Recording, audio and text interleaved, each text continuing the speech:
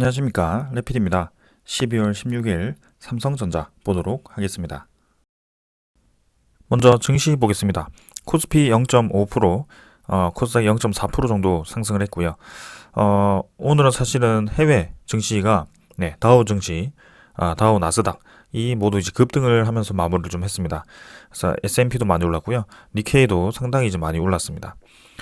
이렇게 이제 전 세계가 많이 오르게 된 이유는 미국의 그 FOMC에 대한 그 결과가 생각보다 이제 인플레이션 비율이 올해는 좀 높았지만 내년에 높지 않을 것이다라는 얘기를 하면서 내년에 이제 금리 인상이 시작되긴 합니다만 의원 20명 중에 11명 정도가 이제 내년에 금리 3번 정도를 인상을 한다라는 얘기를 했기 때문에 실제 이제 우려하던 그런 금리 인상과 혹은 인플레이션에 대해서 그 정도보다는 지금 이제 많이 완화가 된 것처럼 예상이 되었습니다. 그래서 이렇게 이제 증시가 그런 위기감으로 좀 관망세 혹은 좀 눌러져 있던 그런 힘이 좀 위로 뻗어 나간 것 같고요.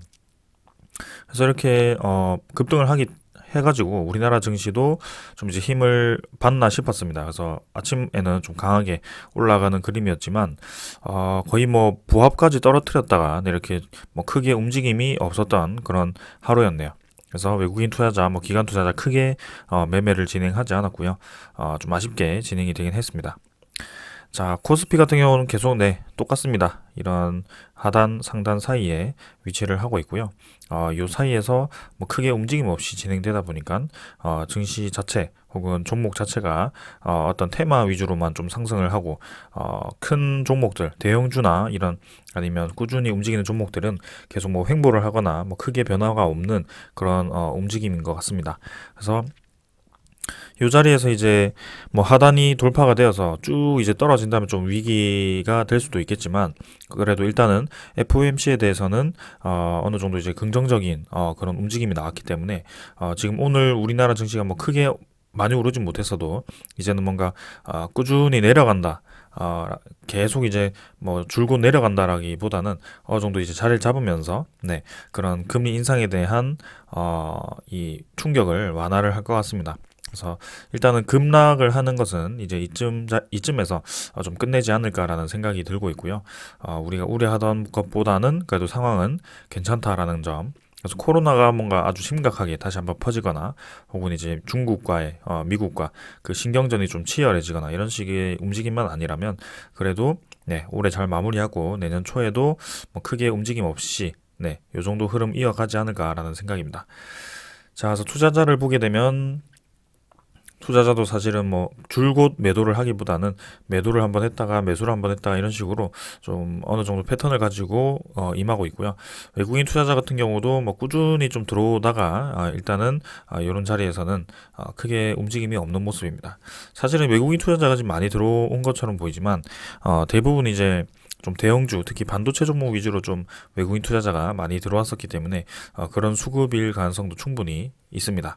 그래서 그렇게 이해를 하시면 될 것 같고 코스닥 같은 경우도 월봉이 좀 반등을 했지만 일단 마찬가지입니다. 막 크게 움직임이 없어요. 그래서 꽤나 이제 지겨운 흐름이 계속 지속되고 있는데요. 등락폭이 굉장히 큽니다. 일단은 그래서 어느 정도 이제 안정화가 되는 그런 움직임이 필요하고요. 코스닥도 마찬가지 반도체 기술주 혹은 뭐 그런 2차 전지 관련주 그런 종목들이 힘을 또 다시 받기 시작한다면 충분히 이제 이런 자리 다지고 나서 다시 한번 힘을 받을 수 있을 것 같습니다. 그래서 일단은 크게는 뭐 요런 밴드 자체를 뭐 파격적으로 벗어난다라고 얘기를 좀 드리기는 어려울 수도 있지만 어느 정도 이제 금리 인상에 대한 그런 관망세 혹은 그런 위기감들이 좀 완화가 되고 그런 기술주들이 다시 한번 힘을 받게 된다면 조금 더 이 고점까지 한번 노려볼 수도 있을 것 같습니다. 그래서 고점 부근에서는 이제 치고 나갈 것인지 좀 지켜보겠고요. 하지만 여전히 우리나라 증시에서는 확실히 해외 증시보다 지금 좀 관망세 약세가 강하다라고 보시면 되겠습니다. 그 이유 중에 하나도 이제 환율과 관련이 어느 정도 있고요.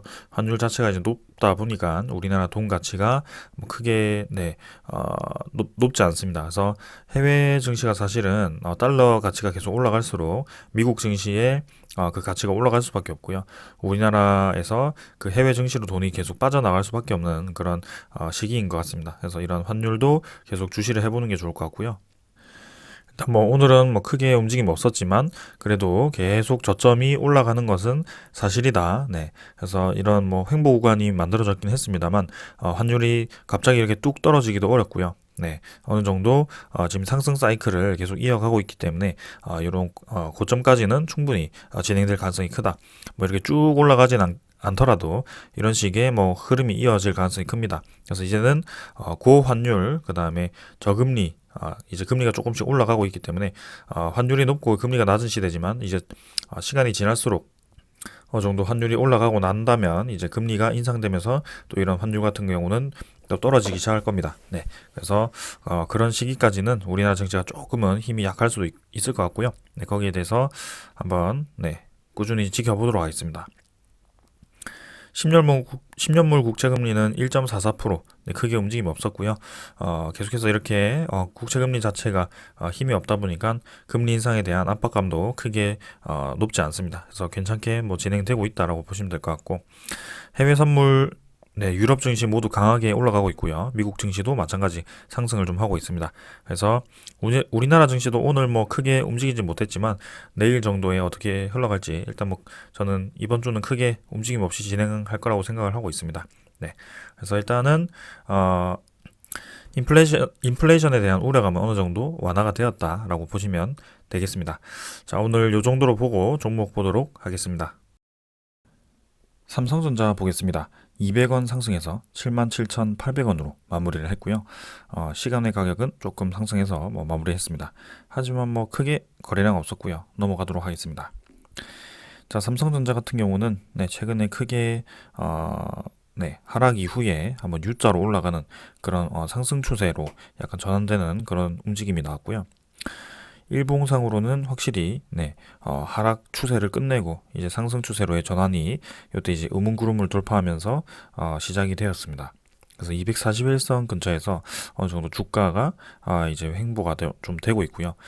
이제 고점 대비해서 상당히 이제 30% 이상 하락을 했던 그런 삼성전자였습니다. 하지만 서서히 이제 코스피도 어느 정도 자리를 잡았고요. 이제 대형주로의 그런 조정이 끝나고 좀 자리를 잡는 상황에서 다시 한번 반도체 시장에 대한 그런 전망이 좀 좋아지면서 이 삼성전자를 비롯한 나머지 반도체 종목들이 또 관심을 받기 시작했습니다. 그래서 최근에 제가 계속해서 간간히 삼성전자에 대해서 좀 언급을 드렸었는데요. 자, 지금 조금씩 관심을 가져봐야 될 그때라고 생각을 해서 한번 이렇게 리뷰를 하게 되었습니다. 자, 그래서 일단은 20월봉선 딛고 이제 반등을 하는 그런 상황이 있고요.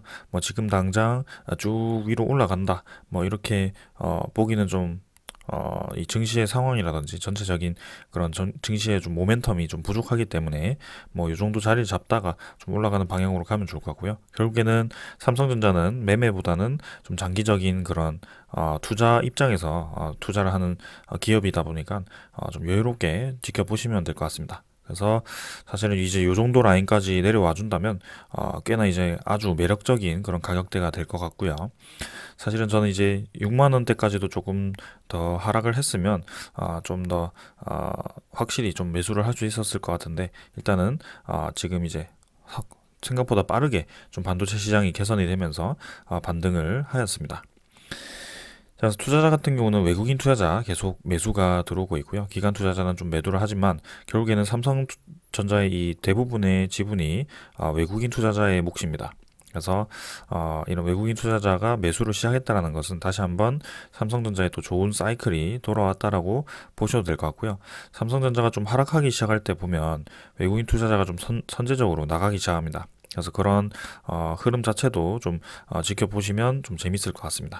자, 그래서 이렇게 투자자 말씀을 드렸고요. 사실은 그래서 삼성전자 같은 경우는 뭐 차트 분석할 게 별로 없습니다. 네, 크게 분석할 거 없이 꾸준히 이제 우상향을 하는 종목이다 보니까 원래 오시던 분들은 뭐 큰 걱정 없이 좀 잡으신 분들은 계속 가져가시겠지만 사실 이제 한참 이제 핫할 때 들어가셨거나 아니면은 슬슬 이제 삼성전자를 사볼까 하시는 분들에 대해서 좀 이제 매수 타이밍이 굉장히 이제 중요하죠. 이런 것들은 아무리 이제 장기 투자자라고 하긴 하더라도 요때 사는 거랑 이제 또 요때 사는 거랑 또 굉장히 이제 가격대가 많이 차이 나기 때문에 그런 매수 타이밍도 굉장히 중요하게 됩니다.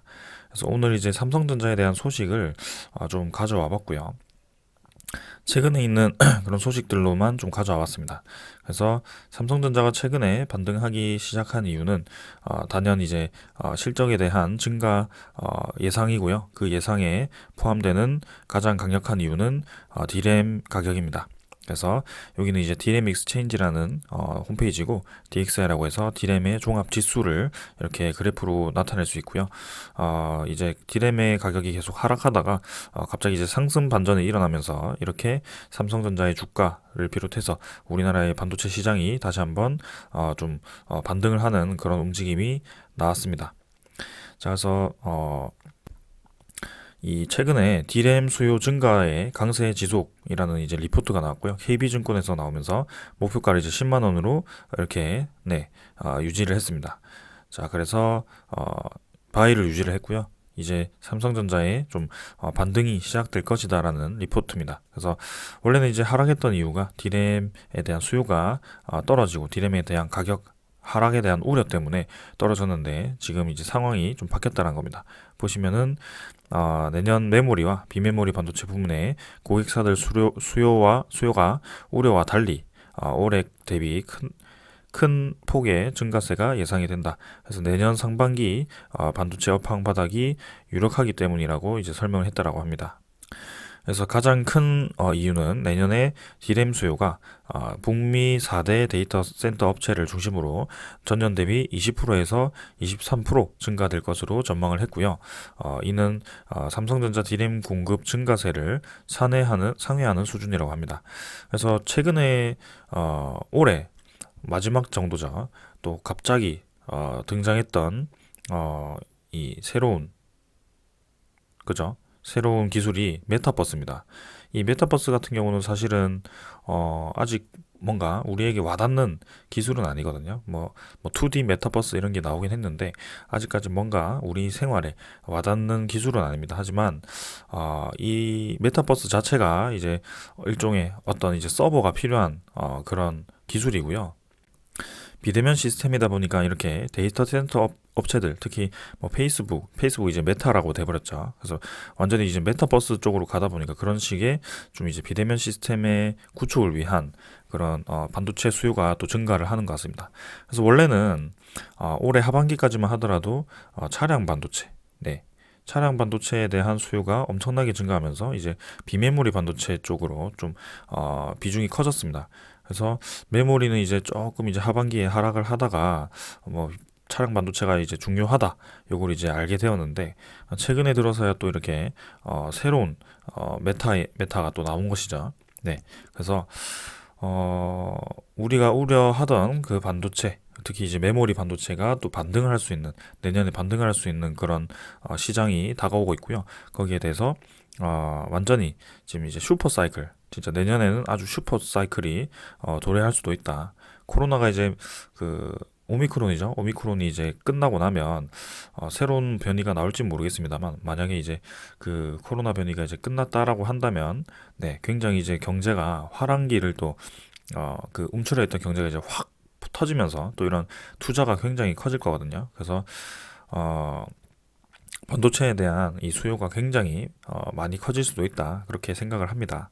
자, 그래서 이렇게 데이터 센터의 업체 주문 증가의 이유로 D램 재고가 또 전분기 30% 감소를 했고 이렇게 메타버스 플랫폼 구축을 위한 선제적인 서버 투자 등을 이제 꼽았다라고 합니다.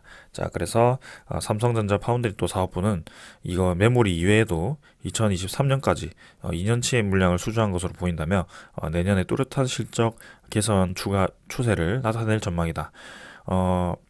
지금 이제 D램, 이때까지 이제 D램 쪽의 이 가격에 따라서 왔다 갔다 했는데 주가가 근데 이제 비메모리에다가 또 이제 메타버스라는 또 D램에 힘을 실을 수 있는 그런 새로운 네, 어, 그죠?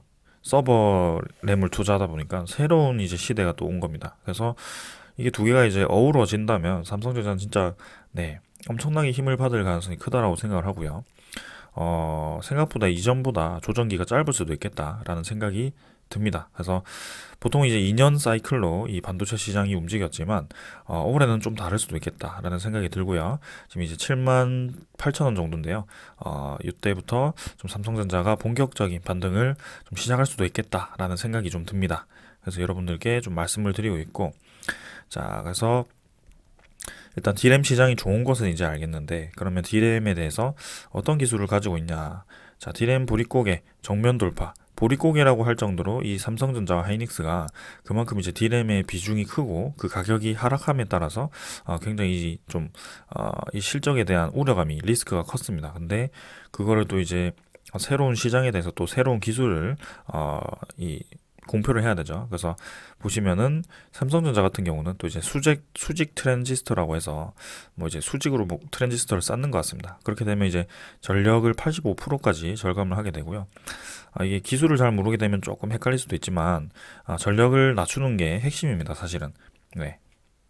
그래서 이런 네, 메모리 자체를 서버라는 곳에다가 이제 여러 개를 막 장착을 할 텐데 그게 이제 전력 소비율이 낮다라면 굉장히 효율적일 겁니다. 그래서 전력 소비가 낮다라는 것은 그 전체 서버 단지라고 할까요? 그런 거에 대해서 전력 효율이 굉장히 좋고 그리고 발생하는 뭐 그런 뭐 열이라든지 그런 네, 그런 게 좀 적지 않을까요? 아무튼 아주 새로운 그런 기술을 선보였고 스마트폰, 사물 인터넷 등 이렇게 투자를 한다라고 합니다. 그래서 그 다음에 SK 하이닉스 이렇게 네, 속도를 33%까지 올릴 수 있는 뭐 24GB 네, DDR5 사실 뭐 제가 메모리를 잘 몰라가지고 이게 뭐 어떤 기술인지는 잘 모르겠습니다. 아무튼 이렇게 신제품을 늘면서 네, 처리 속도라든지 아니면 전력을 소비 전력을 감소시키는 방향으로 가고 있다 이렇게 얘기를 하네요.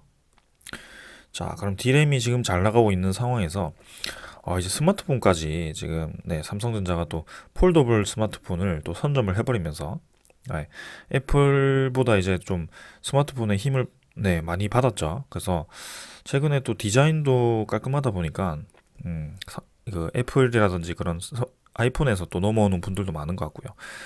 해외에서도 이제는 가격으로 승부할 수 없는 기술이 들어가 버리니까 네, 이게 따라올 수 없는 것 같습니다. 그래서 삼성전자가 또 이렇게 스마트폰을 또 세계 43개 국가에서 네, 이렇게 1등을 해버렸고요.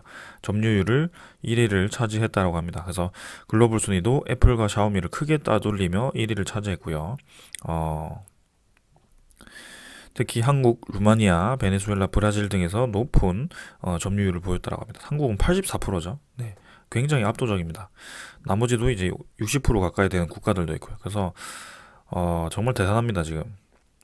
처음에는 이제 한 1년 전만 하더라도 되게 값싼 중국 폰 이런 게 많이 나와가지고 샤오미 그다음에 뭐 화웨이 막 그런 업체들이 많이 이제 도전을 했는데 자 결국에는 이렇게 기술력으로 따돌리는 모습이 굉장히 인상 깊습니다. 그래서 스마트폰에 대한 그런 판매량으로 또 실적이 증가를 하였고요.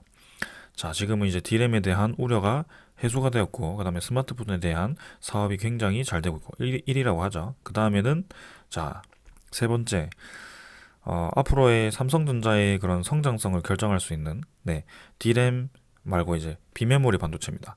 차량 메모리. 앞으로의 이 차량 메모리, 이게 핵심적인 내용이고요. 여러분들 아시는지 모르겠지만, 최근에 뭔가 차를 구매를 할 때 보면, 옵션을 막 뺀다고 합니다. 네, 옵션이 좀 빠진다고 해요. 왜냐하면 이런 차량 메모리가 별로 없다 보니까 차체는 만들어졌는데 그게 이제 들어가는 반도체가 별로 없다 모자라는 겁니다. 그래서 그런 옵션을 빼고도 이제 많이 판매를 한다고 해요. 그래서 이 수급 자체가 굉장히 시급하다 이렇게 받아들이시면 될 것 같고요. 그 파운드리 시장이 굉장히 이제 중요해진 겁니다. 그래서 삼성전자가 차세대 자동차 메모리 솔루션을 이제 또 공급을 한다라고 하고요. 업계 또 최고 성능이라고 합니다. 사실 이것은 이제 파운드리가 아니고 메모리 쪽인데, 네, 차량용 반도체에 또 이렇게 네, 삼성전자의 메모리가 들어간다라고 보시면 될 것 같고요. 자, 그래서 솔리드 스테이트, 뭐 드라이브, SSD와 그다음에 그래픽 D램 등 성능과 신뢰성을 강화한 첨단 자동차용 메모리 솔루션을 또 이렇게 공급을 한다라고 밝혔다라고 합니다. 그래서 이 메모리가 D램이 또 들어가는 그 분야가 자동차로 또 확대가 되었고요. 최근에는 이 자동차라는 것이 내연기관에서 이제 전기차, 그다음에 수소차로 전환이 되면서 아주 이제 대전환기죠. 이렇게 자동차가 많이 전환이 되는 것은 이제 거의 뭐 네, 몇 년 만에 몇 년 만이죠, 이게. 아무튼 어 이런 기회가 이제 거의 없을 겁니다. 네, 전기차에서 이제 다음 자동차로 넘어갈 때쯤 뭐 그때가 되겠지만, 지금처럼 이렇게 자동차 패러다임이 완전히 바뀌는, 네, 그런 시대가 당분간은 아니죠. 향후 몇십 년간은 없지 않을까요? 그래서 이렇게 네, 전기차 수요가 증가하면서 또 전기차로 많이 전환을 하면서 자동차에 대한 이 수요가 증가를 하였고요. 거기에 대해서 차량 부품, 특히 반도체, 네, 차량 반도체가 상당히 부족하다. 그렇게 거기에 따라서 이렇게 삼성전자가 또 네, 수혜를 보고 있다라고 보시면 되겠습니다. 자, 그래서 삼성전자가 지금 뭐 메모리 얘기만 제가 드렸지만, 이런 식으로 파운드리도 세계 2위입니다, 사실은. 근데 그 격차가 굉장히 커서 그렇지, 엄연히 따지면 삼성전자도 꽤나 파운드리를 세계에서 많이 납품을 하고 있다라고 이해를 하시면 될 것 같고요. TSMC와 아주 공격적인 이 경쟁을 하고 있습니다. 최근에 나온 뉴스인데, TSMC의 낙수 효과인가, 그러니까 삼성이 퀄컴에 이어서 또 AMD 칩을 또 4나노 파운드리를 수주를 하면서 이렇게 네, 크롬북용 칩을 또 삼성에 맡길 것을 검토를 한다라고 하죠. JP모건이. 그래서 삼성전자가 이제 퀄컴의 AP 전량 4나노를 이제 또 생산을 한다라고 합니다.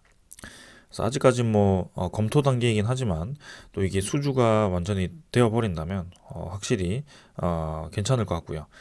이 4나노 공정이 최근 공정 중에 제일 네, 첨단 공정일 겁니다. 제일 낮은 공정. 이게 나노가 낮아질수록 아주 그 들어가는 이 소자 간의 또 거리가 좁다라는 뜻이고요. 그래서 굉장히 어려운 기술입니다. 근데 그게 이제 점점 낮아지면서 또 이제 경쟁이 치열해지고 있고요. 칩 하나에 들어가는 이 소자가 많아진다, 트랜지스터가 많아진다라고 생각하시면 될 것 같습니다. 그래서 네, 이렇게 TSMC와 수주전을 펼치면서 이제는 AMD 칩을 또 이제 노리는 그런 상황까지 왔고요. 그다음엔 이건 어제 나온 뉴스인데요. 자, 이제 스위스의 ST 마이크로 사서 또 이렇게 스마트폰 핵심 부품 MCU를 또 수주를 했다라고 하죠. 그다음에 미국의 IBM의 또 서버용 칩도 생산을 하고요. 그래서 대만 TSMC와 이제 경쟁이 본격화가 된다라고 얘기를 합니다. 자, 그래서 이번 수주로 MCU 시장의 절대 강자인 대만의 TSMC와의 격차를 줄일 발판이 마련됐다는 뭐 분석이 나오고 있고요. 이번 계약은 애플의 차세대 아이폰에 들어가는 물량으로 삼성전자의 16나노미터 공정을 통해 제조되는 것으로 뭐 전해졌다라고 합니다. 자, 그래서 이전까지 ST마이크론은 핵심 고객사에게 납품하는 MCU를 외부에 맡기지 않고 직접 생산하는데요. 이제는 이렇게 네, 삼성전자에게 물량을 주면서 새로운 고객을 또 유치를 해냈죠. 그래서 지금 비메모리 분야에서도 이런 식으로 선전을 지금 파운드리 시장에서도 진행을 하고 있습니다. 이렇게 종합적으로 보았을 때 결국에는 삼성전자가 지금 반도체 시장에서 네, 왕자를 찾았다라고 하죠. 이렇게 인텔을 누르고 반도체 매출의 왕자를 되찾았다. 그래서 글로벌 반도체 시장에서 삼성전자가 왕자를 탈환했다. 그래서 시장 조사 업체인 카운터 포인트 리서치는 15일 삼성전자가 3분기 글로벌 반도체 시장에서 매출 기준 점유율 1위를 이제 기록을 했다라고 밝혔다라고 합니다. 그래서 점유율 16%로 인텔의 13%를 3%를 또 앞질렀고요. 2분기에는 인텔이 이제 삼성전자를 3.4포인트로 앞섰는데요. 또 이렇게 다시 1위를 뺏어왔습니다. 파운드리 시장에서는 이제 TSMC가 56%로 삼성전자보다 훨씬 많지만 지금 여기서도 선전을 하고 있고요. 서로 이제 이 파운드리 시장을 점유하기 위해서 공격적인 투자를 나서고 있다라는 거죠. 자, 아무튼 이렇게 삼성전자의 지금 핵심이 세 가지였습니다. 첫 번째는 네, D램 혹은 서버, 그다음에 차량용 메모리가 수요가 급증을 하고 있다. 그래서 이 메타버스 덕분에 네, 미국의 거대한 그 서버용 서버 투자 기업들이 4대 기업들이 굉장히 수요가 많아졌고 거기에 대해서 지금 D램 가격이 낮아져 있는 상태에서 상당히 이제 높아질 가능성이 크다. 수요가 많으니까요, 당연히. 그래서 예측과 지금 많이 다르게 움직이고 있다라고 보시면 될 것 같고요. 두 번째는 스마트폰 1위. 네. 휴대폰 시장에서 지금 아주 선전을 하고 있습니다. 그래서 이때까지와는 다른 그런 스마트폰 움직임이 나오고 있고요. 최근에 폴더블 폰 시장이 굉장히 커지면서 이런 식으로 진행이 되고 있다. 세 번째는 파운드리 시장 선점하고 있다. 그죠? AMD는 뭐 아직 확정은 아니지만 이렇게 해외 고객들을 또 유치를 하면서 시장을 넓혀가고 있다. 지금은 격차가 좀 크지만 이 기회를 또 잡았다라고 볼 수 있겠고요. 미국의 그 파운드리 20조 공장이죠. 그게 이제 완성될 때 또 어떻게 판도가 짜여질지 또 지켜보면 좋을 것 같습니다. 자, 네 번째는 제가 말씀 안 드렸는데요. 새로운 성장성을 확보하기 위한 로봇 사업 투자입니다. 네. 삼성전자가 이제 로봇 사업부를 새로 만들면서 이제 M&A를 통해서 또 로봇 기업을 또 인수를 한다라고 공표를 해가지고 지금 최근에 우리나라 증시에서 또 그런 관련 로봇 기업들이 또 급등을 하고 있거든요. 근데 이 로봇이 이 4차 산업혁명의 또 꽃 아니겠습니까? 네. 뭐 메타버스, 2차 전지, 뭐 전기차, 그다음에 뭐 에너지 관련해서 그런 이제 탈석탄을 통한 그런 에너지 발전들, 네, 그다음에 뭐 인공지능 이런 것들, 반도체는 원래 이제 다 필요했던 것이라서 뭐 이제 수요가 굉장히 증가하고요. 아무튼 그런 식으로 산업이 진행되었는데 정작 이제 로봇이 조금 조용했습니다. 생각보다 뭐 자율주행 시스템 이런 것도 있고요. 근데 로봇이 이제 이렇게 등장을 해버리면서 이제 또 이렇게 대기업이 큰 단위의 대기업이 직접 로봇 사업부를 만들면서 로봇에 공격적으로 투자를 한다면 또 이게 달라집니다. 성장한 속도가 달라집니다. 그래서 로봇도 굉장히 기대가 되는 이 분야 중 하나고요. 사실 뭐 유튜브 같은 데 좀 찾아보면 생각보다 로봇이 좀 많이 발전을 했습니다. 현대자동차의 그 로봇도 있고요. 그다음에 뭐 최근에 미국 기업이었나요? 네. 그 표정 변화하는 그런 걸 보니까 좀 놀랍더라고요. 생각보다 이 발전이 많이 되어 있었습니다. 그래서 자, 이런 로봇 사업이 또 어떻게 진행되는지 그것도 성장성을 확보를 하였다. 이거는 이제 알파라고 하겠습니다. 네. 그래서 이런 식의 삼성전자의 성장성 확보와 현재 이 실적에 대한 추가 뭐라고 하죠? 성장세, 실적이 확보가 된 거죠. 내년까지. 그래서 앞으로 이제 주가는 반등을 할 수밖에 없는 것이죠. 네. 그래서 기존에 이제 D램에 대한 뭐 반도체에 대한 그런 수요의 급증으로 그 기대감으로 그다음에 유동성에 대한 그런 자금으로 급등을 한번 쫙 했는데요. 이제 D램 수요가 이제 줄어들겠네, 가격이 떨어지네 하면서 이제 조정을 받았다가 근데 이게 웬걸? 네. 새로운 또 이제 메타버스가 등장하면서 D램이 완전히 수요를 또 회복을 하였고 거기에다가 이제 플러스 아까 그런 요인들이 복합적으로 들어오게 되는 것이죠. 자, 그래서 자, 이렇게 성장성까지 확보가 된다면 제가 저번에도 말씀을 드렸지만 계속 올라갈 수 있다. 네. 이런 식으로 진행될 수 있습니다. 뭐 이렇게 될지 아니면 뭐 여기서 왔다 갔다 하다가 갈지는 모르겠습니다만 결국에는 장기적으로 올라가는 방향으로 갈 것이다. 그래서 이런 데서 이제 성장성을 확보를 못한다면 이제 왔다 갔다 하겠죠. 이런 식으로 계속. 근데 지금 상황을 보았을 때는 나쁘지 않네요. 자, 그래서 삼성전자 오늘은 요 정도로 네, 성장성과 지금 현재의 주소를 좀 살펴보았고요. 자, 앞으로도 좀 이렇게 계속 리뷰를 좀 진행을 해보도록 하겠습니다. 삼성전자 지금 관심이 좀 가네요. 네, 그래서 오늘은 요 정도로 마치고 네, 네 끝내겠습니다. 감사합니다.